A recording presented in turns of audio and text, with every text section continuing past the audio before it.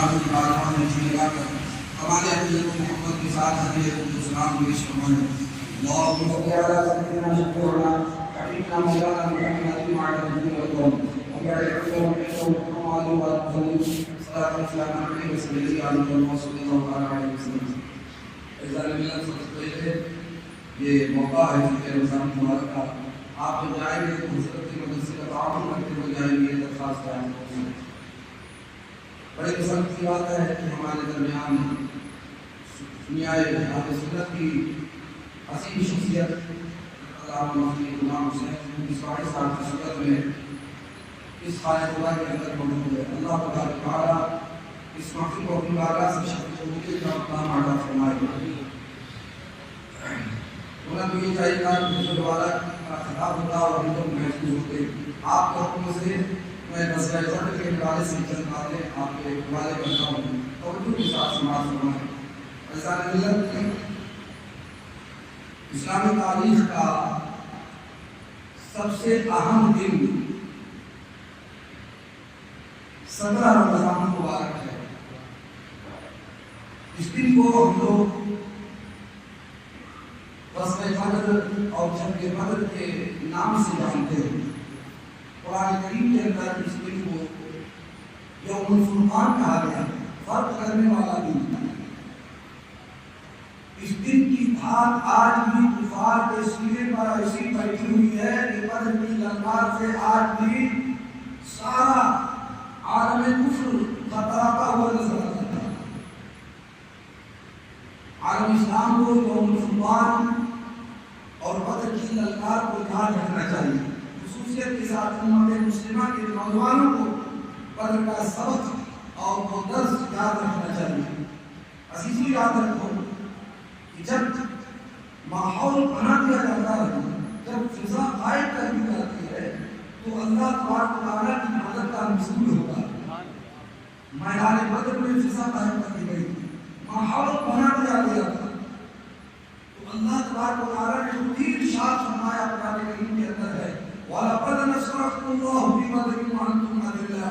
تحقیق کہ ہم نے تمہاری مدد فرمائی مقام بدر میں حالانکہ تم بہت کمزور تھے، اور ایسی مدد فرمائی ہے پہلے کہ اس وقت کا سارا کفر حیرت میں پڑ گیا کہ مسلمانوں کے پاس کتنی طاقت کہاں سے آتے ہیں. جب ماحول بنا دیا جاتا ہے تو اللہ کی مدد کا نزول ہوتا ہے. عزیزو، رسول کرام مطلب صلی اللہ علیہ وسلم نے اعلان نبوت کے بعد 15 سال تک فرما دیا تھا کہ کوئی لڑائی اور کوئی جنگ نہیں ہے. اس دوران ہجرت کا حکم نازل ہوا. آپ اپنے اصحاب کے ساتھ مکہ شریف سے مدینہ شریف کی طرف ہجرت کر گئے. وہ مکہ جہاں حضور پیدا ہوئے تھے، پلے تھے، بڑھے تھے، پروان کر رہے تھے، جس شہر سے آپ کو انتہائی انسیت اور لگاؤ تھا، اس شہر کو آپ نے ظالموں کی تعالیوں کی بنیاد پر چھوڑ دیا تھا اور پھر آپ مدینہ شریف تشریف لے گئے. لیکن جب مدینہ شریف تشریف لے گئے تو وہاں پر بھی کفار مکہ نے آپ کو چین سے رہنے نہیں دیا، مسلمانوں کو سکون سے بیٹھنے نہیں دیا. مدینہ شریف چلے آتے تھے، مدینہ کے قریب آ کر کے مسلمانوں کے جو اونٹ چلتے تھے اسے چرا لے جاتے تھے. کبھی بکریاں چرا لے جاتے تھے، کبھی دیگر سامان چرا لے جاتے تھے، پریشان کرتے رہتے تھے. اچھا، یہ دنیا کا دستور ہے کہ جب کوئی انسان اپنا دروازہ بند کر لیتا ہے نا تو دنیا اسے بزدل سمجھنے لگتی ہے. حالانکہ بزدل میں اور مصلحت پسند میں بہت فرق ہے. ہمارے حضور اور حضور کے اصحاب یہ بزدل نہیں ہیں، بلکہ یہ جانتے ہیں کہ وہ صلح خیر، صلح پسندی میں بھلائی ہے. اسی پر عمل کرنے کے لیے آقا کریم صلی اللہ علیہ وسلم اور اپنے اصحاب کے ساتھ خاموش تھے اور ادھر کفار مکہ یہ سمجھتے تھے کہ مسلمان بزدل ہیں، ہم ان کی بکریاں چرا لاتے ہیں، اونٹ چرا لاتے ہیں، کچھ بولتے ہی نہیں ہے، انہیں تلوار چلانا آتی ہی نہیں ہے، فن سپاہی سے کوئی نابلد ہیں. طرح طرح کے خیالات اپنے دل میں قائم کیے ہوئے تھے کہ اللہ نے مسلمانوں کی مدد فرما دی. حضرت سیدنا فاطمہ اعظم عبیدہ بن جراح نے اسلام قبول کر لیا، حضرت سیدنا شہداء امیر حمزہ رضی اللہ تعالی عنہ اور اس اسلام ہو گئے، حضرت سعد بن ابی وقاص رضی اللہ تعالی عنہ نے اسلام قبول کر لیا۔ تو ایسے بہادروں کی ٹیم اللہ تبارک و تعالیٰ نے مذہب اسلام کو عطا فرمایا۔ اللہ نے اب حضور کو حکم دیا حرض المؤمنین علی القتال، اب آپ مومنین کو جنگ کے لیے تیار کریں۔ کیا ہے اسی دوران اسی درمیان مکے کا ایک قافلہ تجارتی سامان کے ساتھ ابو سفیان کی معیت میں مدینے کے قریب سے گزر رہا تھا۔ حضور اکرم صلی اللہ علیہ وسلم کو معلوم ہوا، آپ نے اپنے اصحاب سے بتایا چلو انہیں روک کر بھی ذرائع میں احساس دلاتے ہیں کہ تم ہمیں بہت ستاتے رہتے ہو، یاد رکھو ہمارے بازوؤں میں بھی اللہ تبارک و تعالیٰ نے طاقت و قدرت عطا فرمائی۔ اسی خیال سے حضور اکرم صلی اللہ علیہ وسلم نے اپنے اصحاب کو جمع کیا اور نکلنے کا ارادہ کیا، نکل بھی گئے۔ وہ 313 لوگ تھے جنہیں لے کر کے حضور نکلے۔ تحقیق ہے کہ 312 ہی عرض کرتے عثمان نبی رضی اللہ تعالیٰ عنہ نہیں ہوئے تھے، لیکن بدری صحابی میں انہیں بھی شمار کیا گیا کہ حضور کا اختیار ہے، بہت لمبی باتوں کو پر جانا نہیں چاہتا، توجہ کے ساتھ آگے بڑھیے۔ حضور لے کر کے یہ نکل گئے، ابو سفیان کو خبر ہو گئی، انہوں نے کیا کیا کہ اپنا راستہ جو ہے بدل دیا، دریائی راستے سے قافلے کی حفاظت کر لی، لیکن اس وقت خبر پہنچی تھی کہ مسلمان آنے والے ہیں موقع کے لیے۔ ابو سفیان نے ایک شخص کو مکہ روانہ کر دیا تھا کہ جا کر کے مکے والوں کو خبر کر دیا۔ اس زمانے کا یہ دستور تھا کہ جب کوئی بری خبر کوئی شخص لے کر کے جاتا تھا نا تو وہ اپنے کان سے لہو نکال لیتا تھا، سوراخ کر کے خون نکال لیتا تھا۔ اس شخص نے ایسا ہی کیا تھا کہ سوراخ کر کے اپنے کان سے خون نکال دیا تھا اور اپنے اونٹ کے کان بھی کاٹ دیے گئے، اور چیختا چلاتا ہوا مکہ میں داخل ہوا اور کہا کہ لوگوں کیا کر رہے ہو؟ مسلمانوں نے ہمارا قافلہ لوٹ لیا ہے، تیار ہو جاؤ۔ اتنا سننا تھا کہ 1000 کا لشکر جلال تیار ہو گیا، سب کے ہاتھ میں تلواریں ہیں، سب کے پاس گھوڑے ہیں، سب کے پاس سواری ہے، کھانے پینے کی چیزیں ہیں۔ ابو جہل، عتبہ، عتیبہ، شیبہ، امیہ بن خلف، ولید، سب کے سب تیار ہو گئے اور وہاں سے نکل گئے۔ پھر جب ابو سفیان نے اپنے قافلے کی حفاظت کر لی تھی تو خط لکھ دیا تھا مکے والوں کو کہ آنے کی ضرورت نہیں ہے، قافلہ محفوظ ہے، لیکن ابو جہل نے کہا کہ نہیں، جب نکل چکے ہیں تو کچھ کر کے جائیں۔ اللہ اکبر، اپنا پورا قافلہ لے کر کے آ گیا میدان جنگ۔ سننا چاہتے ہیں آپ لوگ؟ آپ نہ کرے ہوئے اس بات میں ادھر رسول اکرم صلی اللہ علیہ وسلم اپنے اصحاب کے اخبارات آگے بڑھ رہے تھے۔ آپ کو معلوم ہو چکا کہ بچا کیا ہے قافلہ ابو سفیان نے، تو آپ نے ایک مقام پر اپنے ساتھیوں کو، اصحاب کو جمع فرمایا۔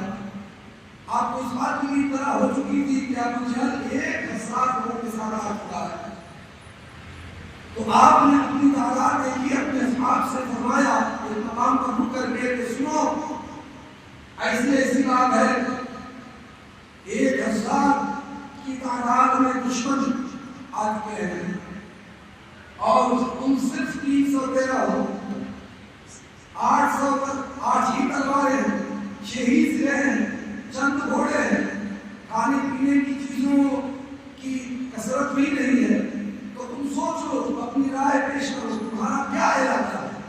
اللہ اکبر کہہ رہے حضور اکرم صلی اللہ علیہ وسلم نے جب ارشاد فرمایا، اس وقت صحابہ کرام میں سے سب سے پہلے جو شخص کھڑا ہوا وہ سیدنا صدیق اکبر رضی اللہ تعالیٰ عنہ کی ذات گرامی۔ کھڑا ہوتے ہی آپ نے عرض کیا، یا رسول اللہ صلی اللہ علیہ وسلم، آپ غم نہ کریں، ہم انتظار کر رہے ہیں۔ حضرت سیدنا فاروق اعظم رضی اللہ تعالیٰ عنہ آپ عرض کر رہے ہیں، یا رسول اللہ صلی اللہ علیہ وسلم، میں تو انتظار کرتے کرتے تھک چکا ہوں۔ اللہ، اور پھر سیدنا علی بن ابی طالب کرم اللہ تعالیٰ عنہ کریم مولا کائنات کھڑے ہوئے اور عرض کرتے ہیں، یا رسول اللہ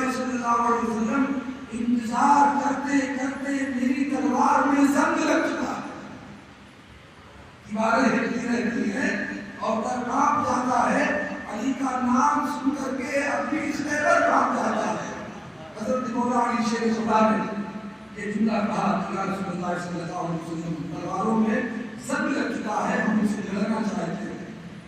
حضور اکرم صلی اللہ علیہ وسلم کی دوبارہ اپنے اصحاب کی طرف متوجہ ہوئے۔ یہ تو وہ لوگ کھڑے ہو کر کے بول رہے تھے کہ حضور کے ساتھ مکے سے مدینہ آئے ہوئے، مدینے والوں نے کچھ کہا نہیں تھا، ان میں سے کوئی کھڑا ہوا نہیں تھا۔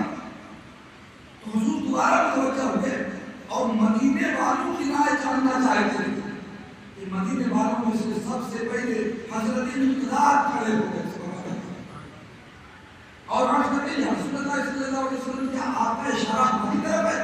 حضور نے ارشاد فرمایا ہاں تم مدینے والوں کی طرف۔ حضرت مقداد کا جواب ملاحظہ کیجیے، ان کا حسن تکلم دیکھیے اور تاریخ کا مطالعہ ملاحظہ کیجیے۔ حضرت مقداد کہتے ہیں یا رسول اللہ صلی اللہ علیہ وسلم ہم حضرت موسیٰ علیہ السلام کی قوم نہیں ہیں کہ جس قوم نے کہہ دیا تھا کہ اے موسیٰ جائیے آپ اور آپ کا خدا رہے، ہم تو مقام دین میں بیٹھ کر کے تماشا دیکھتے رہیں گے۔ ہم ان میں سے نہیں ہیں، بلکہ ہم تو ان سے خشکی میں بھی لڑیں گے اور ان سے ہم دریاؤں میں بھی لڑیں گے۔ دشت جو دشت ہے دریا بھی نہ چھوڑے ہم نے، پہلے سنات میں دوڑا دیے گھوڑے۔ یہ ارشاد فرمایا حضرت مقداد نے۔ اور پھر اس کے بعد حضرت سعد کی مبادہ کرنا اور وہ عرض کرتے ہیں کہ یا رسول اللہ صلی اللہ علیہ وسلم کن سے لڑنا؟ حضور نے ارشاد فرمایا کہ کفار قریش سے لڑنا، کفار مکہ سے لڑنا۔ حضرت سعد کی مبادہ کا ترجمہ کو ایسا کہتے ہیں یا رسول اللہ سنا ہے جن نظر نہیں آتے، دیر اور نظر نہیں آتے، ہم تو جن سے بھی لڑنے کے لیے تیار ہیں، یہ کوئی انسان ہے، لہذا آپ ہمیں اجازت دیں ہم ان سے لڑیں گے، مقابلہ کریں گے، اللہ تبارک و تعالیٰ ہمیں کامیاب کرے گا۔ پہلے حضور اکرم صلی اللہ علیہ وسلم نے جب ان کا جملہ سنا تو آپ نے ارشاد فرمایا کہ بے شک جن پر کوئی قوم غالب نہیں آ سکتی ہے۔ پھر آپ نے فرمایا کہ مسلمان وہاں سے اٹھے اور میدان بدر کے قریب آئے۔ بدر میں جو ہموار زمین تھی اس پر پہلے ہی سے ابو جہل کے قافلے نے آ کر کے قبضہ جما لیا تھا۔ جہاں کنواں تھا اس پر پہرا لگا دیا تھا، کنویں پر قبضہ جما لیا تھا۔ حضور جب تشریف لے گئے تو ایک دم شکری اور ریتیلی زمین تھی، دھوپ کی تمازت ایسی کہ آسمان شرارے برسا رہا ہے۔ ایک روایت کے مطابق زمین نے دعا کی کہ مولا تیرے محبوب کی آمد ہو چکی ہے، ذرا آج مجھے ٹھنڈی کر، پانی بھی نہیں ہے۔ چنانچہ اللہ تعالیٰ نے وہ دعا قبول فرما لی اور آسمان سے ابر کرم کی برسات ہونے لگی۔ رسول اکرم صلی اللہ علیہ وسلم نے اپنے اصحاب سے فرمایا تم دیر باندھ دو، پانی روک دو، اپنی مشین سے بھر دو، جانوروں کو پلا دو، دودھ بھی پی لو۔ عزیزہ گرامی وقار مسلمان سہل ہو جائے۔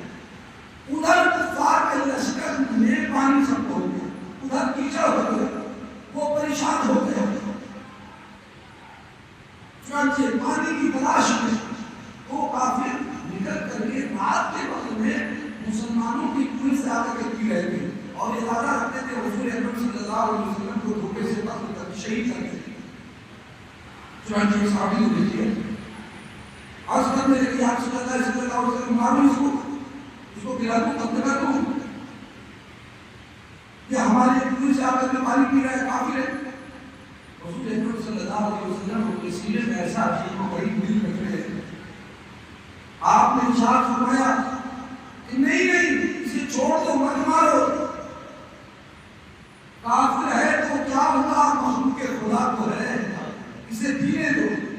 حضور اکرم صلی اللہ علیہ وسلم اپنوں پر بھی کرم فرماتے ہیں اور غیروں پر بھی کرم فرماتے ہیں۔ وما ارسلناک الا رحمۃ للعالمین۔ عزیزان الاسلام پہلے اس کے بعد ابو جہل نے ادھر اپنے قافلے میں بھی اعلان کر دیا تھا کہ ہر سردار روزانہ ایک اونٹ ذبح کرے گا، دعوت ہوگی، اور آنے والیوں کو لے کر کے آیا تھا ان سے شراب پہ چینی لے کر کے آئے تھے، رات بھر شرابیں پی جاتی تھی،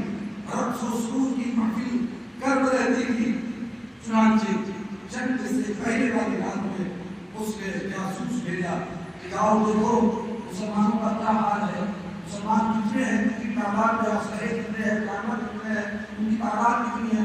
پہلے بار جاسوس آیا اور رات کے وقت میں آ کر کے ملاحظہ کرنے لگا، پتہ لگا دیا کہ یہ صرف 313 ہے، 8 تلواریں ہیں، 6 سرے ہیں، چند گھوڑے ہیں۔ کیا کر کے کچھ ہے تو بتایا کہ صرف 313 ہے، اس میں بوڑھے بھی ہیں، جوان بھی ہیں، بچے بھی ہیں، 8 ہی تلواریں ہیں، 6 سرے ہیں، چند گھوڑے ہیں۔ یہ سن کر کے ابو جہل کھلکھلا کر کے ٹھٹھا لگا کر کے ہنسا، خوب زور سے ہنسا اور کہا کہ ان سے جنگ کرنے کی کوئی ضرورت نہیں ہے، جب صبح ہوتی ہے نا تو اپنے گھوڑوں کی پشت پر انہیں کس کر کے مکہ لے جاتے ہیں۔ اتنا حقیق سمجھا، وہاں چلنے کے بعد پھر سوچا جائے گا کہ ان کا کیا کرنا ہے۔ عزیزان ملت اسلامیہ، جاسوس نے کہا تم جلدی کر رہے ہو، سنو میری پوری بات تو سن لو، یہ 313 ضرور ہے، لیکن ہم نے انہیں دیکھا ہے کہ سب کے سب سر پہ کفن باندھ کر کے آئے ہوئے ہیں، سب کا سر سجدے میں ہے اور سب کے سب شہادت کی دعا مانگ رہے ہیں۔ میری سمجھ سے ان کا مقابلہ آسان نہ ہوگا۔ ابو جہل نے کہا گھبرانے کی ضرورت نہیں ہے، صبح دیکھا جائے گا۔ پہلے بات حضور اکرم صلی اللہ علیہ وسلم کے لیے جو چھپر بنایا گیا، جو جھوپڑی بنائی گئی جسے عریش کہتے ہیں، وہاں پر حفاظت کا کام حضرت سیدنا ابوبکر صدیق رضی اللہ تعالیٰ عنہ کر رہے ہیں۔ آپ فرماتے ہیں میں نے دیکھا کہ رسول کائنات صلی اللہ علیہ وسلم رات بھر قرآن مبارک کی بارگاہ میں مناظرے کرتے رہے اور دعائیں کرتے رہے۔ فرماتے ہیں کہ میں نے یہ سنا کہ حضور نے یہ دعا کی کہ مولا یہ میرے پاس کل 313 تھے، میں انہیں لے کر کے یہاں آ چکا ہوں، مولا تو مدد فرما، تیری مدد سے کام کرنے والا ہے، اگر یہ شہید ہو گئے تو پھر قیامت تک تجھے کون یاد کرے گا، تیری عبادت کون کرے گا۔ حضرت سیدنا صدیق اکبر رضی اللہ تعالیٰ عنہ فرماتے ہیں کہ میں نے دیکھا کہ اللہ کی مدد ہے، پہلے بھی 1000 فرشتے اللہ تبارک و تعالیٰ بھیجے اور پھر دوسری مرتبہ 3000، تیسری مرتبہ 5000 بھیجے۔ عزیزان ملت اسلامیہ، رات ختم ہوئی، دن آیا، حضور اکرم صلی اللہ علیہ وسلم اپنے اس عریش سے باہر نکلے۔ ابو داؤد شریف کے اندر بھی ہے اور مسلم شریف کے اندر بھی ہے، اور اس حدیث پاک کی روایت حضرت سیدنا انس بن مالک رضی اللہ تعالیٰ عنہ، آپ فرماتے ہیں کہ حضور تشریف لائے، آپ کے دست مبارک میں ایک چڑی تھی، آپ نے میدان بدر میں ایک لکیر کھینچی اور فرمایا کہ یہاں تھوڑا مارا جائے گا، دوسری لکیر کھینچی، فرمایا یہاں تھوڑا مارا جائے گا، تیسری لکیر کھینچی، فرمایا یہاں تھوڑا مارا جائے گا۔ فرماتے ہیں صحابی راوی کہ جب جنگ شروع ہوئی تو سب جنگ کر رہے تھے اور میری نگاہ انہیں لگی ہوئی۔ قسم ہے رب ذوالجلال کی، وہ شخص وہیں مارا گیا جس کے بارے میں حضور نے لکیر کھینچ کر کے اس کی نشاندہی کر دی تھی، 1 انچ بھی ادھر نہیں ہوا۔ یہ غیب کی خبریں بتانے والے نبی ہیں جو ارشاد فرما دیتے ہیں کہ اللہ کا قانون عمل ہوتا ہے۔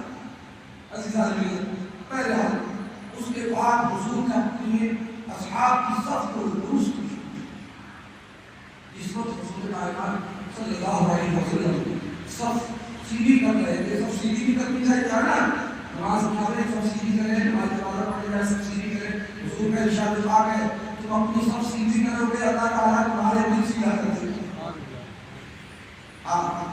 تو حضور جب سب سیدھی فرما رہے تھے اس وقت ایک عجب واقعہ یہ ہوا کہ ایک انصاری صحابی تھے، ان کا پیٹ ذرا نکلا ہوا تھا، حضور نے اپنی شریف ان کی پیٹ کو لگایا تو انہوں نے اپنا چہرہ نیچے کر دیا۔ حضور نے ارشاد سے حکمت دیکھی، حضور نے ارشاد فرمایا کہ تمہیں برا لگا، تم بدلا لینا چاہتے ہو ان سے، تو ان صحابی نے کہا کہ رسول اللہ صلی اللہ علیہ وسلم ایسا ہی کچھ سوچ رہا تھا۔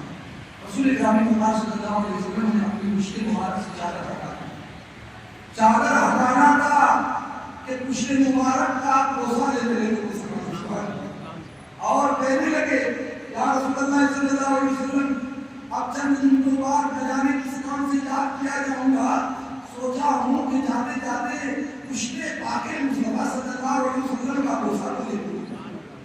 ادھر کا ستارہ چمکا ہوا، بہرحال ادھر دشمن کی سب کی بن گئی، سب سے پہلے دشمنوں کی جانب سے عتبہ آیا، شیبہ آیا اور ولید آیا۔ حضور اکرم صلی اللہ علیہ وسلم نے انصاری صحابی کو مقابلے کے لیے بھیجا، تو ان تینوں نے کہا کہ نہیں ہمارے مقابلے میں قریش سے بھیجیے، ہم ان سے لڑنا نہیں چاہتے ہیں، قریشیوں کو بھیجیے۔ چنانچہ آقا کریم صلی اللہ علیہ وسلم نے حضرت سید الشہداء میں حمزہ رضی اللہ تعالیٰ عنہ کو بھیجا، پھر حضرت مولا کائنات علی مرتضیٰ کو بھیج دیا اور حضرت عبادہ بن ثابت کو بھیج دیا۔ تینوں آئے، مقابلہ شروع ہوا، حضرت سید الشہداء نے اپنے دشمن کو مار دیا، حضرت مولا کائنات نے بھی اپنے دشمن کو مار دیا، لیکن حضرت عبادہ بن ثابت کی ذرا بوڑھے تھے، آپ سے آپ کا دشمن سنبھالا نہیں جا رہا تھا، زخمی بھی ہو چکے تھے۔ حضرت مولا کائنات نے مجھ سے دیکھا سنبھالنے میں تھوڑی دقت آ رہی ہے، دوڑتے ہوئے گئے اور ان کے دشمن کو مار دیا اور حضرت ابو عبیدہ بن ثابت رضی اللہ تعالیٰ عنہ کو اپنی مشکل مبارک پر سوار کر کے آقا کریم صلی اللہ علیہ وسلم کی بارگاہ میں پہنچا دیا اور عرض کرتے یا رسول اللہ صلی اللہ علیہ وسلم آپ کے دشمن کو مار آیا ہوں اور غلام بچا کر کے آپ کی بارگاہ میں حاضر کر دیا۔ عزیزان ملت اسلامی، اس کے بعد اب عام لڑائی شروع ہو گئی۔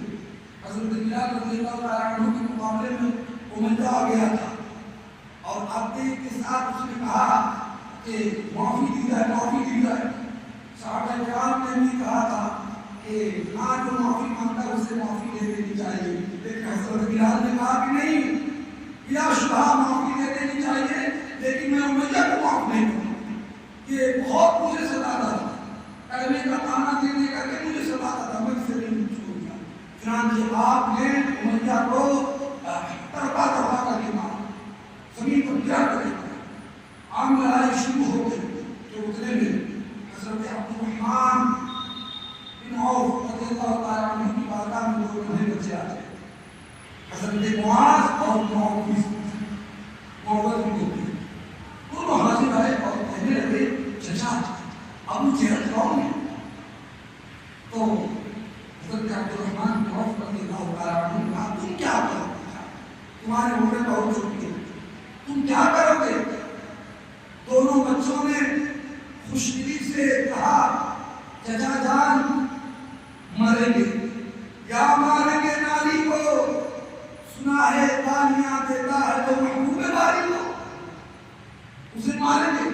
چنانچہ اتنے میں ابو جہل دیکھ گیا، حضرت عبد الرحمن بن عوف نے اشارہ کیا، وہی ہے، دونوں بچے دوڑے اور تلواریں چلانا شروع کر دی۔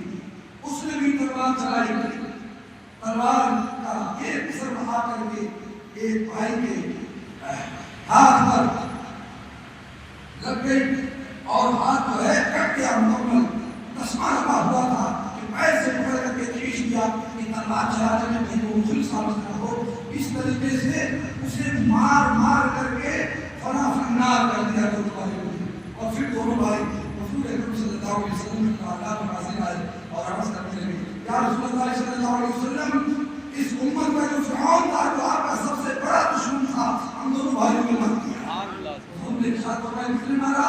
چلو تلواریں دکھاؤ۔ دونوں کی تلوار میں خون دیکھ کر کے حضور مسکرانے لگے اور فرماتے ہیں ہاں تم دونوں نے مارا ہے، تم دونوں نے مارا ہے۔ ابو جہل کا مرنا تھا کہ ملے ہو، سب ادھر بھاگنے لگے، 70 مارے گئے، 70 جو ہے وہ گرفتار ہوئے اور بقیہ جو تھے وہ سب بھاگ نکلے۔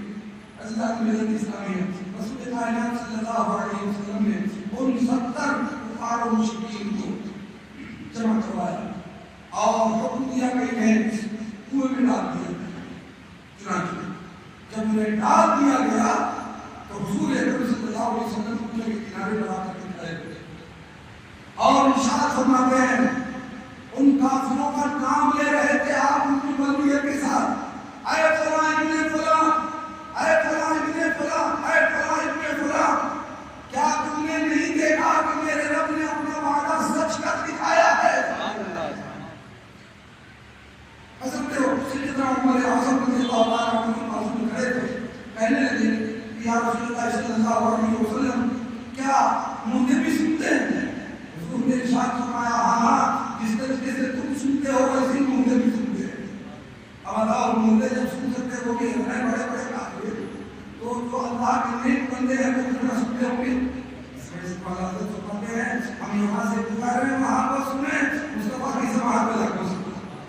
عزیزان ملت اسلامی، اس کے بعد 70 گرفتار ہوئے، مدینے لائے گئے. مسلمانوں کو چونکہ بہت ستاتے تھے اس لیے ان کی رسی جو تھی مسلمانوں نے خوب زور سے کس کیا. رات جب آئی رسول کائنات صلی اللہ علیہ وسلم مسجد نظر آئے ٹہلتے ہوئے تو ایک صحابی نے کیا کرتے ہیں آرام کا وقت ہے، کئی دوستی آپ تھکے ہوئے آرام فرماتے ہیں. رسول نے ارشاد فرمایا ہاں آرام کرنے کا ترجیح چاہتا ہے لیکن ان قیدیوں کی طرح جو ہے وہ مجھے سونے نہیں دے رہی ہے. تم لوگوں نے ان کی رسی بہت سخت باندھی ہے تو میرا جی یہ چاہتا ہے کہ ان کے بندھن کو ذرا ہلکا کر دیا جائے تو یہ سوئے تو میں بھی جا کر سوؤں. کریم آقا ہے، شفیق اور مہربان آقا طرف جاتے ہیں. چنانچہ جب ان کی رسیاں ڈھیلی دی گئی تو رسول کریم صلی اللہ علیہ وسلم جا کر کے بات نہیں. صبح کے وقت میں رسول پاک صلی اللہ علیہ وسلم نے اپنے اصحاب کو جمع فرمایا کہ اب ان کا کیا کیا جائے. تو حضرت فاروق اعظم رضی اللہ تعالیٰ عنہ کا مشورہ سنی. آپ فرماتے ہیں حضور یہ بہت سزا دیتے اسلام کے دشمن ہیں، لہذا رشتہ دار مسلمان اپنے رشتہ دار کافر کو قتل کرتے ہیں، اپنے ہاتھ سے ذبح کرتے ہیں. اب میں اپنے رشتہ داروں کو ذبح کرتا ہوں. بڑا بڑا یہ مشورہ تھا. سیدنا ابوبکر صدیق رضی اللہ تعالیٰ عنہ نے مشورہ دیا یا رسول اللہ صلی اللہ علیہ وسلم انہیں قتل نہ کیا جائے بلکہ ان سے فدیہ لے کر کے چھوڑ دیا جائے. ان میں بہت سے ایسے چہرے میں دیکھ رہا ہوں کہ جو اسلام قبول کر لینے والے ہیں. سبحان اللہ. حضور اکرم صلی اللہ علیہ وسلم نے آپ کا مشورہ قبول فرمایا اور فدیہ دیا گیا. کتنوں کو ایسے فدیہ میں چھوڑ دیا گیا.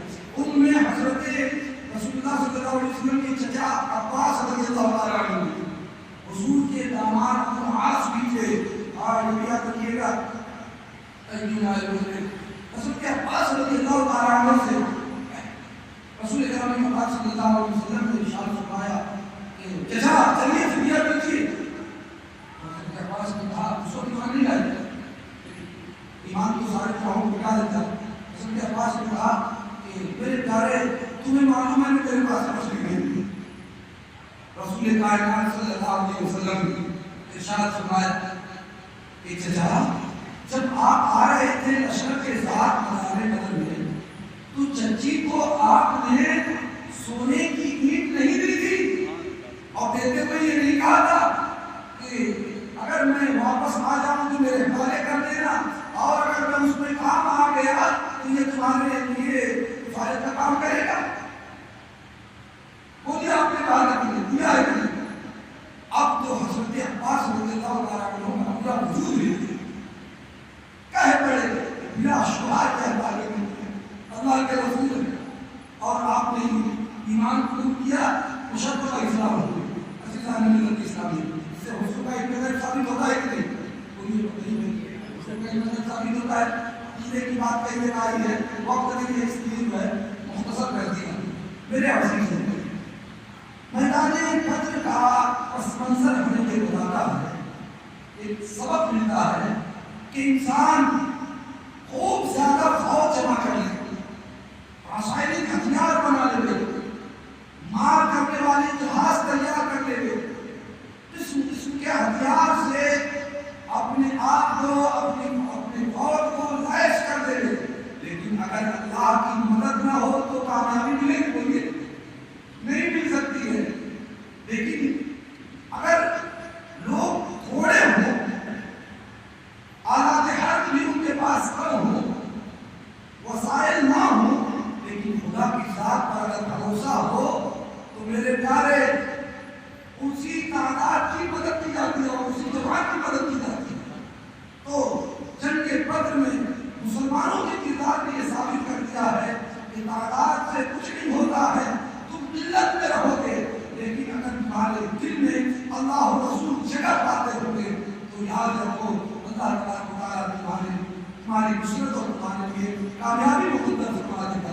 رب تبارک و تعالیٰ ہم سب کو پیارے رسول صلی اللہ علیہ وسلم کے اسوہ حسنہ سے مبارکہ عمل کی توفیق عطا فرمائے اور صحابہ کرام کے مقدس نورانی فیض و برکات سے ہم سب کو مالا مال فرمائے. بدری صحابہ کی عصمت و تقدس کا ہم سب کو صدقہ عطا فرمائے. آمین بجاہ نبی کریم علیہ الصلوۃ والتسلیم. استغفر اللہ العظیم من كل ذنب واتوب الیہ. لا الہ الا اللہ محمد رسول اللہ. وما علينا الا البلاغ المبين. السلام علیکم ورحمۃ اللہ تعالی